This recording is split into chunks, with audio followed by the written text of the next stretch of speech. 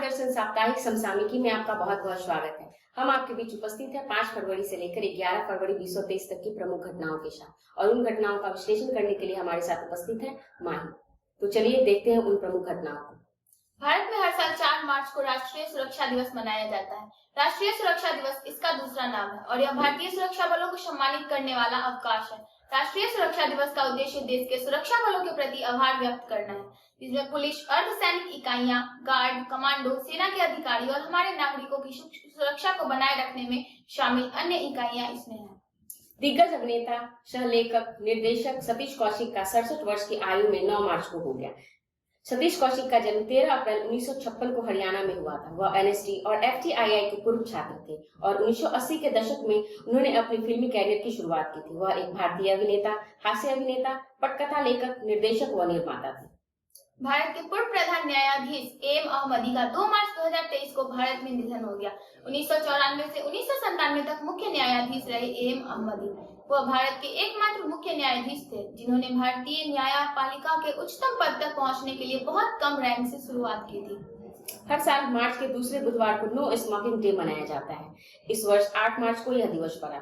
इस वर्ष का विषय है धूम्रपान बंद करने से आपके मस्तिष्क में स्वास्थ्य में सुधार होता है। यह दिन उन लोगों की मदद करने के लिए मनाया जाता है जो धूम्रपान छोड़ना चाहते हैं और साथ ही किसी व्यक्ति के स्वास्थ्य पर धूम्रपान के प्रभाव के बारे में जागरूकता बढ़ाने के लिए।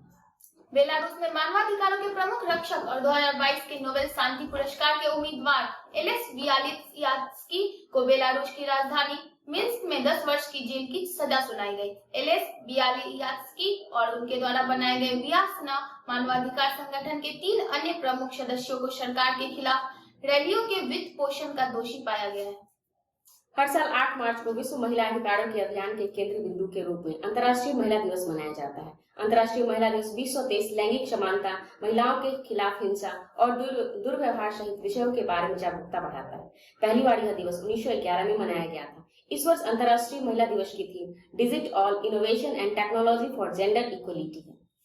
राष्ट्रपति द्रौपदी मुर्मू ने स्वच्छ सुजल शक्ति सम्मान 2023 पुरस्कार प्रदान किए और जल शक्ति अभियान कैच द रेन 2023 का शुभारंभ किया। इसके तहत उन्होंने 2 श्रेणियों में 18 पुरस्कार प्रदान किए। इसमें राष्ट्रपति ने जल जीवन शक्ति अभियान से जुड़ी 18 महिलाओं को सम्मानित किया। दिल्ली के विज्ञान भवन में जल शक्ति मंत्रालय द्वारा अंतर्राष्ट्रीय महिला दिवस के मौके पर स्वच्छ सुजल शक्ति सम्मान 2023 का आयोजन किया गया।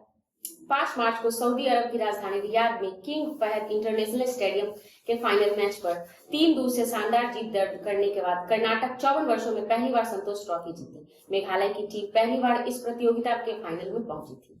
स्वास्थ्य और परिवार कल्याण मंत्रालय, pharmaceuticals and medical device bureau of India, प्रधानमंत्री भारतीय जन औषधि परियोजना की कार्यान्वयन एजेंसी और राज्यों और केंद्र शासित प्रदेशों के सहयोग के तहत 5वां जन औषधि दिवस 7 मार्च को मनाया गया। 5वां जन औषधि दिवस पूरे भारत में जन औषधि सस्ती भी अच्छी भी थीम पर आधारित आयोजित किया गया। विनोद कुमार शुक्ला ने साहित्य में आजीवन उपलब्धि के लिए अंतर्राष्ट्रीय साहित्य में उपलब्धि के लिए पेन नाबोकोव पुरस्कार जीता। नौकर की कमी जैसे प्रशंसित उपन्यासों और सब कुछ होना, बच्चा रहेगा 1992 जैसे कविता संग्रह की रचना के दशकों के बाद दुनिया भर में सबसे प्रतिष्ठित साहित्यिक पुरस्कारों में से एक है। पुरस्कार की स्थापना 2016 में पेन अमेरिका द्वारा व्लादिमीर नाबोकोव लिटरेसी फाउंडेशन के सहयोग से की गई थी। नागरिक वास्तुकार, शहरी योजनाकार और कार्यकर्ता सर डेविड एलन चिपफील्ड को प्रीत जकर आर्किटेक्चर पुरस्कार के 2023 पुरस्कार विजेता के रूप में चुना गया है। यह पुरस्कार अंतर्राष्ट्रीय स्तर पर वास्तुकला के सर्वोच्च सम्मान के रूप में माना जाता है। चिपफील्ड का मंजिला कैरियर 40 से अधिक वर्षों तक फैला है और इसमें से 100 से अधिक परियोजनाएं शामिल हैं, जिसमें नागरिक, सांस्कृतिक और शैक्षणिक भवनों से लेकर एशिया, यूरोप और उत्तरी अमेरिका में आवास और शहरी मास्टर प्लानिंग शामिल है। प्रसिद्ध बंगाली उपन्यासकार और लघु कथा लेखक षष्ठीपद चट्टोपाध्याय का निधन 3 मार्च को हो गया। प्रसिद्ध पांडव गोएंडा श्रृंखला के निर्माता 82 वर्ष के थे। षष्ठीपद चट्टोपाध्याय ने 1961 में दैनिक वासुमती से अपनी पहली साहित्यिक कृति कामाख्या भ्रमण प्रकाशित की थी। शेवरॉन ने क्रिकेट के भगवान सचिन तेंदुलकर को अपने स्वास्थ्य भारत मिशन के लिए दुनिया का पहला हैंड एम्बेसडर बनाया। अभियान में सचिन तेंदुलकर के हाथ को उन्होंने मुख्य नायक के रूप में चित्रित करने वाली फिल्मों की एक श्रृंखला शामिल है, जो हाथ की स्वच्छता के महत्व के हर किसी को ध्यान में लाती है। एसएस दुबे ने लेखा महानियंत्रक के रूप में कार्यभार संभाला है। वह सीजीए का पद संभालने वाले 28वें अधिकारी हैं। इससे पूर्व एसएस दुबे ने आवास एवं शहरी मामलों के मंत्रालय, औद्योगिक नीति और संवर्धन विभाग आदि के लेखा नियंत्रक के रूप में कार्य किया है और पर्यावरण व वन मंत्रालय, विदेश मंत्रालय, राजस्व विभाग आदि के लेखा नियंत्रक के रूप में भी वे रह चुके हैं। भारतीय वायुसेना आईएएफ ने 8 मार्च 2023 की घोषणा की है कि ग्रुप कैप्टन शार्जिला धामी पश्चिमी क्षेत्र में मिसाइल स्क्वाड्रन की कमान संभालेंगी। सुश्री शार्जिला धामी इस पर पहुंचने वाली प्रथम भारतीय महिला बन गई हैं। भारत को चुनावी लोकतंत्र के लिए विश्व स्तर पर 108वें स्थान पर रखा गया है। लिबरल डेमोक्रेसी इंडेक्स पर भारत की स्थिति 2022 में 100वें स्थान पर थी और अब गिरकर 108वें स्थान पर आ गई। वहीं पाकिस्तान इस इंडेक्स में 110वें स्थान पर रही है। रामचंद्र पौडेल को नेपाल के नए राष्ट्रपति के रूप में सेवा करने के लिए चुना गया है। नेपाली चुनाव आयोग के अनुसार उन्हें 33,800 इलेक्टोरल वोट मिले, जबकि उनके प्रतिद्वंदी सुभाष चंद्र नेमुवांग को 15,500 वोट मिले। रामचंद्र पौडेल को प्रांतीय विधानसभाओं के 352 सदस्यों और संसद के 214 सदस्यों के वोट मिले। नेपाल के राष्ट्रपति चुनाव में मतदाताओं की कुल संख्या 882 है, जिसमें देश की 7 चुनाव में मतदाताओं प्रांतीय विधानसभा में से प्रत्येक के 550 प्रतिनिधि और संसद के 332 सदस्य शामिल हैं। नेपाल के नए राष्ट्रपति के रूप में वह विद्या देवी भंडारी की जगह लेंगे। मऊगंज को मध्य प्रदेश के मुख्यमंत्री शिवराज सिंह चौहान द्वारा मध्य प्रदेश का 53वां जिला घोषित किया गया। मऊगंज रीवा जिले की एक तहसील है। मऊगंज, हनुमाना, नईगढ़ी और देवतालाब 4 तहसीलें हैं रीवा जिले की, जिसे मिलाकर इसे बनाया जाएगा। उपराष्ट्रपति जगदीप धनखड़ ने पुस्तक मुंडक उपनिषद द गेटवे टू इटर्निटी के विमोचन की घोषणा की। पूर्व सांसद डॉक्टर कर्ण सिंह ने नई दिल्ली में उपराष्ट्रपति निवास में पुस्तक लिखी। वह भारत के एक दार्शनिक और राजनीतिज्ञ हैं। टोक्यो ओलंपिक खेलों की रजत पदक विजेता भारोत्तोलक मीराबाई चानू ने सार्वजनिक मतदान के बाद 2022 का BBC Indian sports women of the year पुरस्कार जीता है। मणिपुर की 28 वर्षीय भारोत्तोलक विश्व 21 में यह पुरस्कार जीतने के बाद लगातार 2 बार पुरस्कार जीतने वाली पहली एथलीट बनी है। BBC Indian sports women of the year award 2019 में भारत में उन महिलाओं खिलाड़ियों का जश्न मनाने के लिए इसे दिया जाता है जिन्होंने विश्व मंच पर अपनी स्थान या अपनी पहचान बनाई है। भारतीय सेना ने 9 मार्च 2023 को जम्मू कश्मीर के पर्वतीय डोडा जिले में 100 फुट की ऊंचाई पर राष्ट्रीय ध्वज तिरंगा फहराया। चिनाव घाटी क्षेत्र में सेना द्वारा फहराया गया दूसरा ऐसा हाई मास्ट ध्वजा था। यह झंडा चिनाव क्षेत्र के सैनिकों के लिए एक स्मारक है, जिन्होंने देश की एकता और अखंडता को बनाए रखने के लिए अपना जीवन बलिदान कर दिया है। मैक्स वर्स्टैपेन ने 2023 के शुरुआती सत्र बहरीन ग्रांड प्रिक्स में बोल पोजीशन से जीत दर्ज की है और लगभग पूरी रेस में शीर्ष पर रहे हैं। यह पहली बार था जब उन्होंने बहरीन में जीत हासिल की और पहली बार उन्होंने फार्मूला 1 के शुरुआत मैच में जीत अपनी दर्ज की है। रेडबुल के सर्जियो पेरेस दूसरे स्थान पर रहते हुए 1-2 से जीत अपनी दर्ज की है।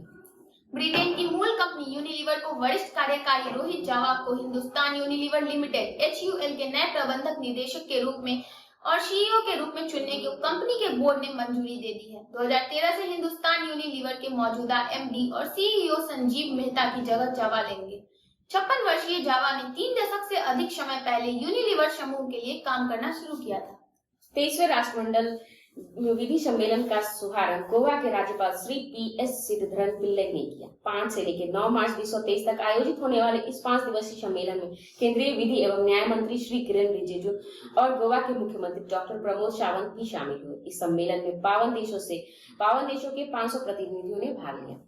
अमेरिकी राष्ट्रपति जो बाइडेन ने भारतवंशी अरुण सुब्रमण्यम को न्यूयॉर्क के दक्षिणी जिले का जिला न्यायाधीश मनोनीत किया है। अरुण सुब्रमण्यम इस पद पर नियुक्त होने वाले पहले दक्षिण एशियाई मूल के व्यक्ति हैं। भारतीय अमेरिकी अरुण सुब्रमण्यम का जन्म 1979 में पेंसिल्वेनिया के पीटर्सबर्ग में हुआ था। सिप्रा दास को लाइफ टाइम अवार्ड से सम्मानित किया गया। वही professional photographer of the year का अवार्ड शशि कुमार रामचंद्रन को दिया गया। अरुण शाह को amateur photographer of the year award से सम्मानित किया गया। प्रोफेशनल फोटोग्राफर कैटेगरी की थीम जीवन और जल था, जबकि एमेच्योर फोटोग्राफर कैटेगरी की थीम भारत और सांस्कृतिक विरासत थी। कतर के अमीर शेख तमीम बिन हमद अल थानी को ने विदेश मंत्री शेख मोहम्मद बिन अब्दुल रहमान अल थानी को कतर का नया प्रधानमंत्री नियुक्त किया है। शेख मोहम्मद ने 2016 से विदेश मंत्री के रूप में कार्य किया। 95वें ऑस्कर अवार्ड शो की तैयारियां जोरों पर है। इस अवार्ड शो में सबकी नजर भारतीयों पर टिकी हुई है। निर्देशक एसएस राजामौली की फिल्म ट्रिपल आर का गीत Naatu Naatu best original song category में नॉमिनेट हुआ है। ट्रिपल आर के नाटू नाटू के अलावा ऑल दैट ब्रीथ्स और द एलिफेंट विस्पर्स को भी ऑस्कर के लिए नॉमिनेशन मिला है।